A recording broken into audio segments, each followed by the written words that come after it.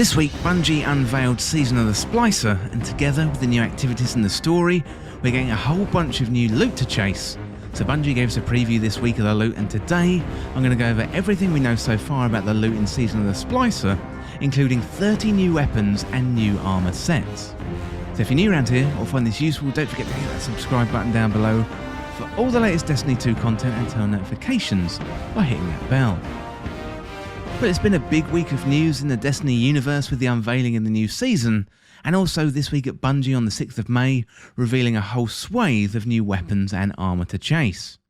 So Bungie said we're getting 30 new and reprised legendary weapons, which include weapons from the new activity Override, as well as new playlist weapons from Strikes, Gambit and Crucible, plus a new pursuit weapon, and we're also getting a collection of returning weapons from the Vault of Glass. So I'm going to go through these in the order mentioned in the TWAB this week, so let's kick off with the Season Pass weapons.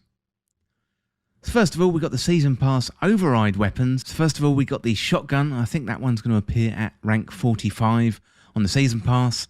We got the machine gun. That one is level 30 on the Season Pass. And we got the exotic sidearm Cryosthesia 77k. So this one is either at level 35 on the free track, or you get it instantly on the paid track if you get the Season Pass. So in the past, you had to reach the rank on the Season Pass to get the weapons in the loot pool for the seasonal activity. However, that did change in Season of the Chosen, so I would keep an eye out on the Override activity to get the shotgun or the machine gun. Next up, we got the rest of the Override weapons, so it looks like we got a pulse rifle, a sidearm, an auto rifle, and also a grenade launcher. So as well as finding these weapons as part of the seasonal activity, we're going to be able to get these weapons from the unveiled engrams, and you can decode those in the helm. So it's going to be interesting to see if the war table changes for the new objectives, or if we get something new to level up.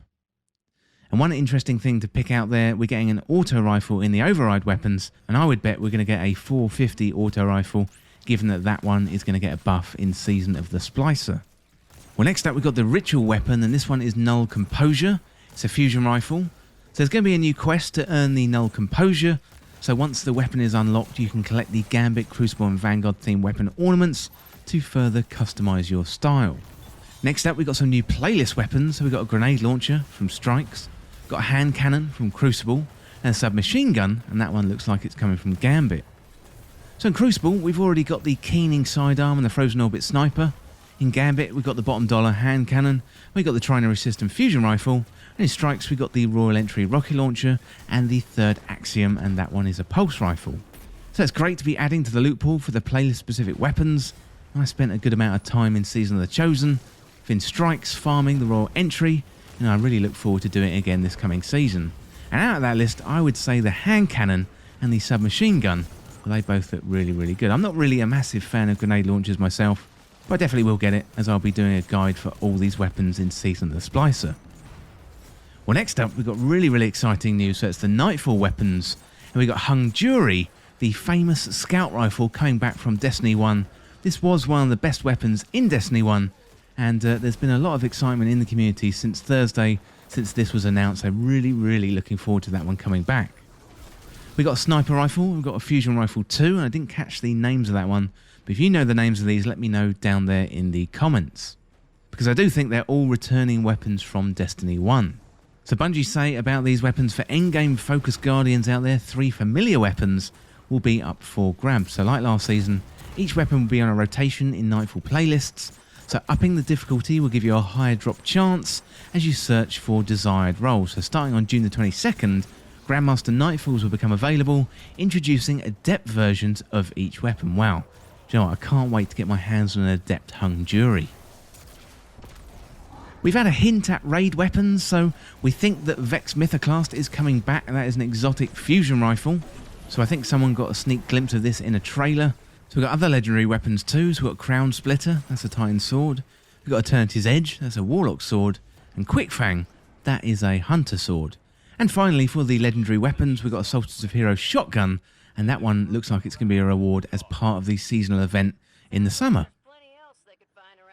So as well as the weapons that they introduced in this week at Bungie, we also knew about a few Iron Banner weapons coming back. So we've got the Occluded Finality, there's a sniper rifle, and the Finite Impactor, that one is a hand cannon. We've also got a new machine gun and a new shotgun too, and the new shotgun looks a little bit like Mindbender's Ambition, We'll have to see how that one works out. So as well as these weapons we've seen in trailers or in the 12, there's also more Vaulted Glass weapons to be reprised, given that we know there's going to be a Fatebringer seal. So it stands to reason we'll be getting the whole set of weapons back, which include the following. So we've got the Fatebringer, the Vision of Confluence, Found Verdict, Atheon's Epilogue, Praedis Revenge, Praedis Timepiece, Corrective Measure, Praetorian Foil, and the Heathen Vengeance.